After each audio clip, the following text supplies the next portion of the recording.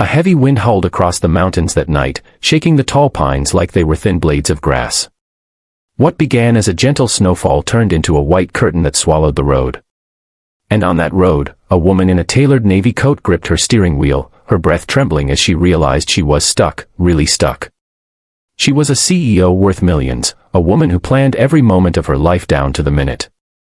But nothing in her world of spreadsheets and strategy meetings prepared her for this. In the distance, headlights blinked.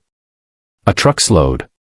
And when the door opened, a single dad with soft eyes and a little girl sleeping in the back seat asked if she needed help. She nodded, shivering, her voice barely steady. Minutes later, inside the warm truck, she leaned closer and whispered a question she never imagined she'd say to a stranger. "Can I slip under your blanket? I'm freezing." Before we begin the full story, make sure you hit that subscribe button and tap the like icon to help this channel grow. And if stories about kindness and real human connection move you, leave us a comment below. I love reading your thoughts. Welcome to TruthLines USA, where we tell stories that remind us what truly matters. Her name was Rachel Langford, CEO of a fast-growing tech firm in Seattle. She was the youngest executive on her floor, the kind of woman who walked fast, ate at her desk, and answered emails past midnight. She believed in effort, in discipline, in taking care of business before anything else. But believing in kindness, slow kindness, soft kindness, that was something she hadn't had time for in years. And yet tonight, on a lonely mountain road between Spokane and Coeur d'Alene, kindness was the only thing that kept her from freezing. She had left Seattle early that day to scout land for a new company center. Her assistant warned her a snowstorm was coming, but Rachel shrugged it off. She told people she didn't let weather win. Weather was an obstacle. Obstacles could be outplanned. But life doesn't always follow calendars. Her car spun out on a curve just as the snow thickened. The back of her SUV slid into a ditch, tires spinning uselessly. She tried calling AAA, then roadside assistance. The storm had knocked out half the towers in the area. Her coat was warm but not warm enough. Her shoes were stylish, not practical. She didn't panic, CEOs don't panic, she told herself, but the cold crept into her bones anyway. When she finally saw the old Ford truck easing toward her, it felt like a miracle wrapped in headlights. The driver, Mark Dawson, stepped out. He had that mountain town look, sturdy boots, flannel jacket, a face tired in a gentle way. Behind him, in the cab, a little girl with curly brown hair slept curled up like a kitten. "You all right, ma'am?" he asked, brushing snow off his shoulders. "My car, it won't move," she stammered. "My phone's dead. I didn't think the storm would get this bad."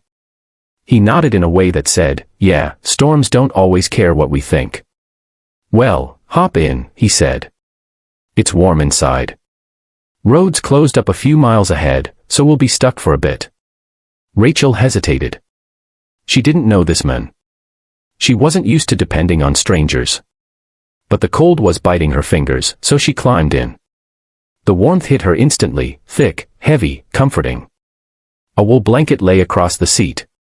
Mark picked it up and placed it near her without pushing it on her. She wrapped her arms around herself, still shaking. The little girl slept soundly behind her car seat, cheeks pink like she'd been dreaming of summer. Mark turned the heater up.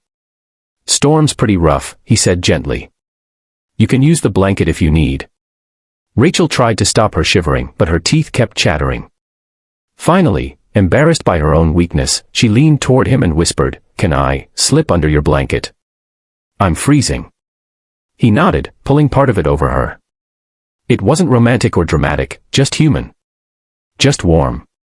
And for the first time in years, Rachel felt something melt inside her that had nothing to do with the heater. They sat in silence at first, listening to the wind beat against the truck like angry fists. The snow piled high around them, turning the world into a white prison. After a while, Mark asked, "What brings you out here alone?" "Most folks stayed home once they heard the forecast." Rachel almost laughed. "Work. It always comes back to work." He smiled, the kind of smile that came from someone who knew the value of simple things. "Work's important," he said. "But not everything." "What is everything?" she asked before she could stop herself. He gestured toward the sleeping girl. "Her. She's Lily. She's why I do anything.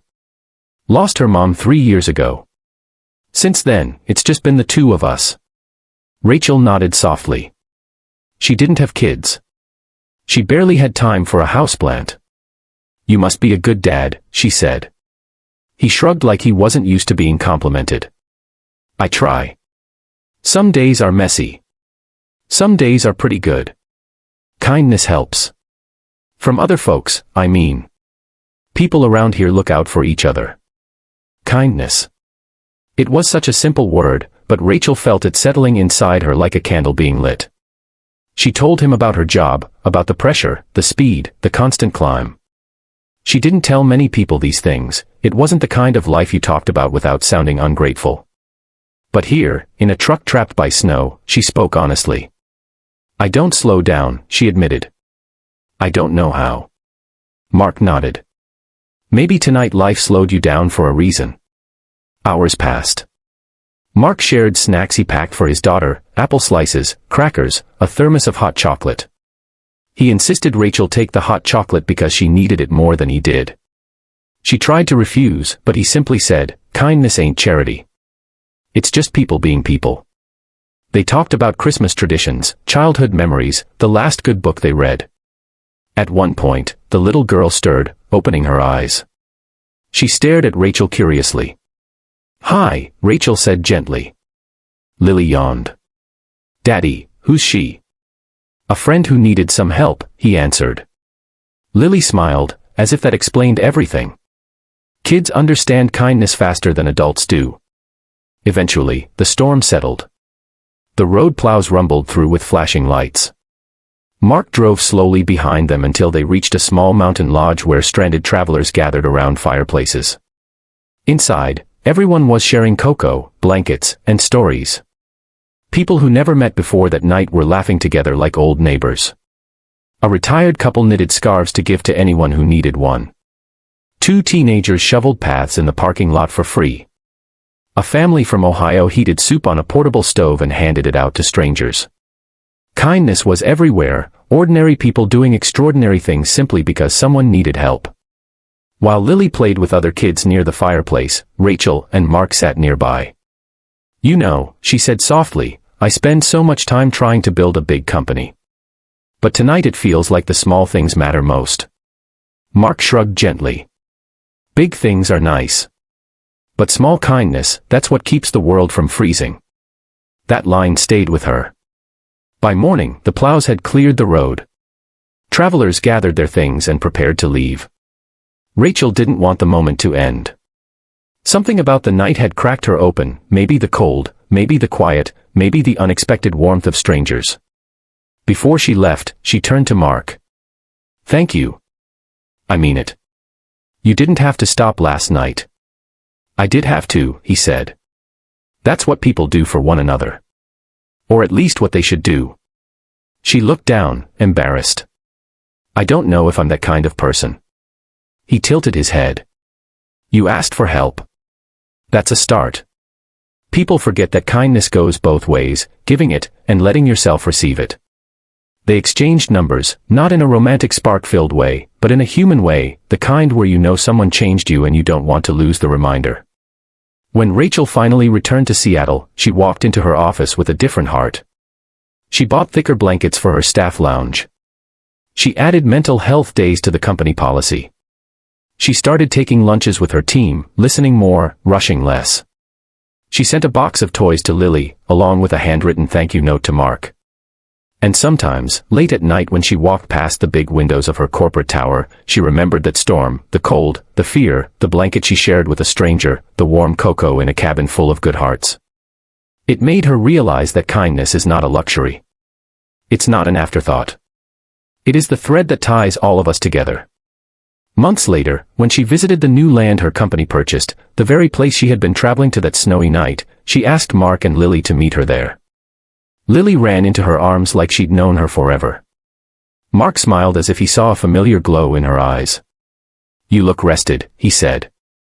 Kindness, she answered simply. I'm practicing it. He laughed. It suits you. The three of them stood there on that open stretch of land, snow melting under the first warmth of spring. The sky was